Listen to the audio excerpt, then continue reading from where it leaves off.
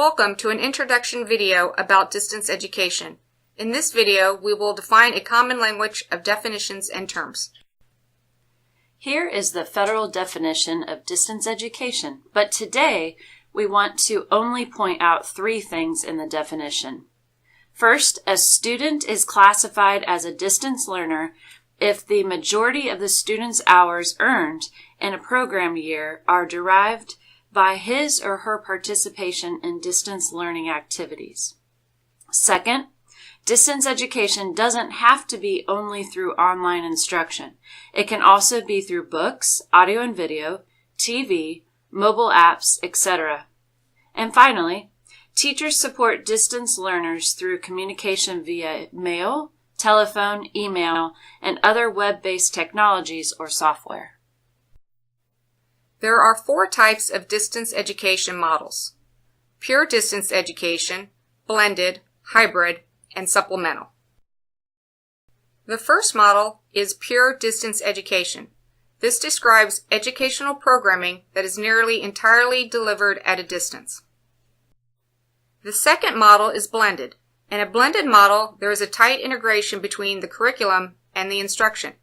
Instructors consider both in-class and online instruction as part of a collective whole, making adjustments to their face-to-face teaching based on what they see as they monitor student work online and altering online assignments based on what they observe in class. The third model is hybrid. Hybrid models employ both an online curriculum product and in-class teaching. But though the teacher is checking it, the assigned work that students complete online may not be directly aligned to what happens in the classroom.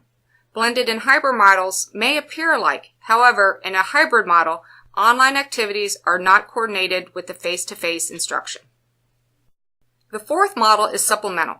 Supplemental models make use of online curricula in and outside of regular class time, are not required, and may not even be checked by the instructor. This is extra work that is somewhat aligned to the goals of a course, but it does not require any extra effort on the part of the instructor. Assigned homework and supplemental activities would not be considered distance education proxy contact hours. To hear more about distance education models, watch this short video on YouTube. The link is also on the professional development portion of our website. I also want to point out that you can find the current list of curriculum on the Distance Education page of the Virginia Adult Learning and Resource Center website. There you can also find the form that program managers can use to submit a new distance ed curricula and can download the distance education policy, which includes all of the definitions and criteria for counting a student as a distance education learner in the NRS.